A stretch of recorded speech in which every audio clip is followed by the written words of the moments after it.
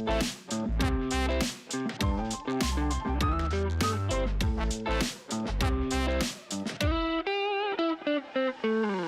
back. We've been talking about content platforms, etc. But let's talk about content creators. And I have with me Nikkhil Advani. I mean, who doesn't know Nikkhil Advani? Nikhil, you've been around for what, 25 years now, over 25 years. You've seen it all. You know, the first wave of multiplex cinema, you've seen single screens and now the OTT platforms constantly churning content out.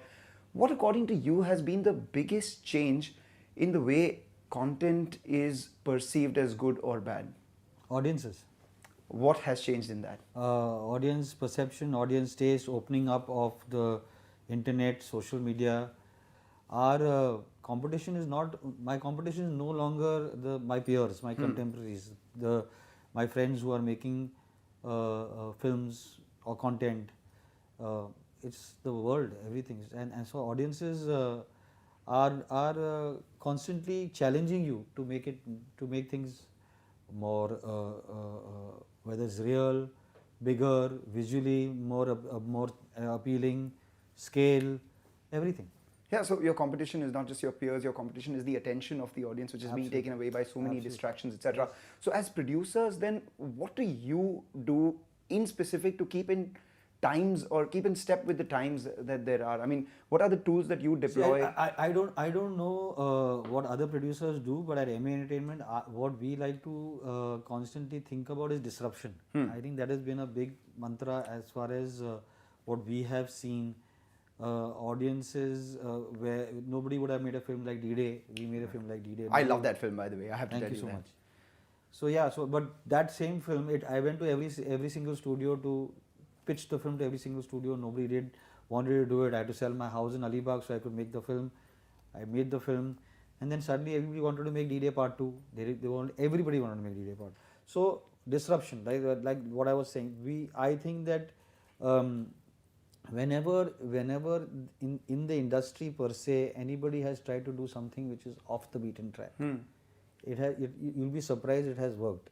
You know, people like to say Yash Chopra is king of romance and king of love stories, etc., etc. But see his earlier films, right? I mean, of course there was Daag and there was Kabhi Kabhi, but there was Diwar, there was Trishul, there was Kalapathar, there was, so he's always been disrupting. He has always been disrupting. Lagan was a disruptor. Yes. Like D-Day, you said until it became successful, no one wanted to touch it. Thereafter, everyone wanted to do similar stuff. Was that the trap that you, so to say, fell into immediately after the success of Kal Ho Na Ho, and then it took you a while to find your own before D-Day? So I think that, yes, I think that I fell into the trap of wanting to better Kal Ho Na Ho, wanting to prove to everybody that I could make films without Karan Johar.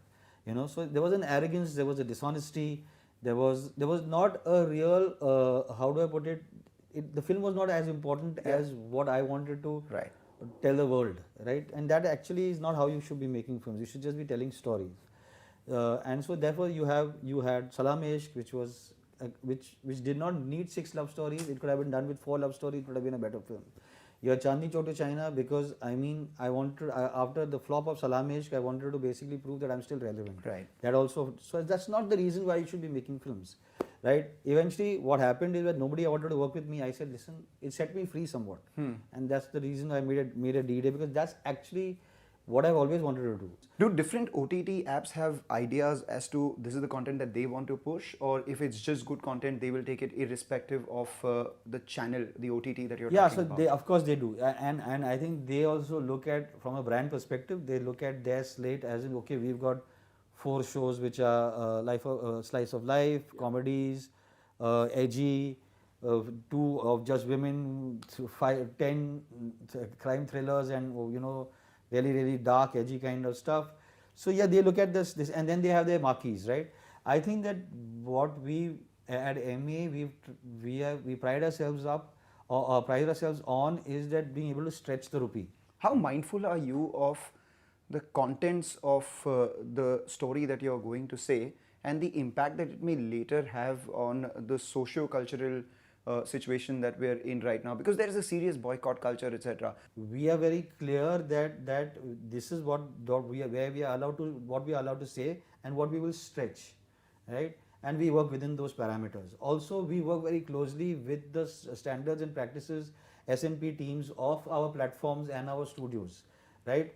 And whenever they see, the thing is that we are not here to provoke. Exactly. And I don't think that we want to be provocative at all. And I'll be very honest with you.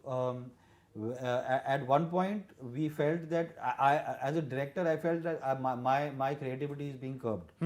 And I was very adamant, and I said, "Ki, listen, I don't care. This is freedom. This country needs freedom of expression.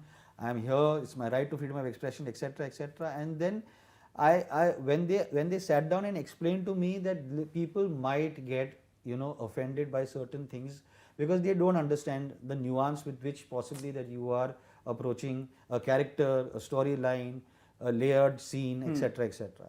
So I thought about it, and very interestingly, somebody told me कि समझदार के लिए इशारा काफी है. A lot of the films that are being churned out are actually not doing the numbers. Is it because of the quality of the films, or is it because of the post-pandemic behavior where people don't want to go to theaters? Both. It's both. Audiences change. Audiences have perception has changed. Actually, three things. Audiences perceptions have changed. They, like I said, they are watching content now. They are not only watching Hindi content. Yeah. The person who used to watch Hindi films has not watching Hindi content because we ran out of Hindi content during the pandemic and during lockdown. So they started watching regional cinema, and they said, "Wow, okay, wow, this is connecting. This is great."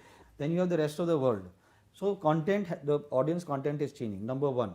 Number two, and very importantly, Hindi cinema and the Hindi film industry stopped making good films. Right? We are also part of it.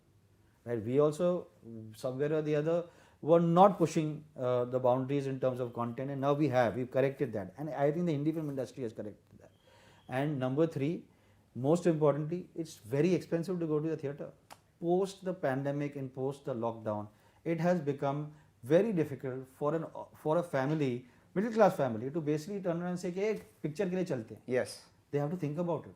They have to think about it. Okay, this is a special occasion. I am willing to spend upwards of 2,000 to 3,000 rupees to go and watch the film, which I can wait for 6 weeks, right? It will come into the theatres. Which I'm not getting guaranteed that it has going to give me value for money. So the restaurants are full, the bars are full, the shopping malls are full, the cinema halls are empty. Because there is no guarantee for value for money. The minute you can guarantee value for money, Brahmastra, Yes. people flock to the theatres. What would be your, thesis on what kind of content will go in each of these places? Will it be, OTT only content for certain, a certain sensibility of content will be OTT only, a certain sensibility will be movies only, a certain sensibility will be cell phone only? Yeah, so I think that the so-called blurred lines between cinema, OTT, middle of the road cinema, big ticket films, those blurred lines will now become more and more, how do I put it? Sharper. Defined. Yes. Very, very well defined. I think that the youth will always want to, run to the cinemas, bunk college, go and watch their favorite stars, heroes, the younger Lord, Varun and Ranveer and Siddharth Malhotra, and I think that the older cinema goers, the ones who can afford to have a bouquet of streaming on their smart televisions. I mean, they don't care, right? Whether it is Amazon, they are on auto pay. It's just they don't, and they'll wait, and then there'll be the big ticket guys, right? Where everybody will be going for the event kind of stuff, right? So I think that those lines will get more and more defined now. That was rather insightful. Thank you so much, Nikkhil. Thank you so much. Thank you for having me.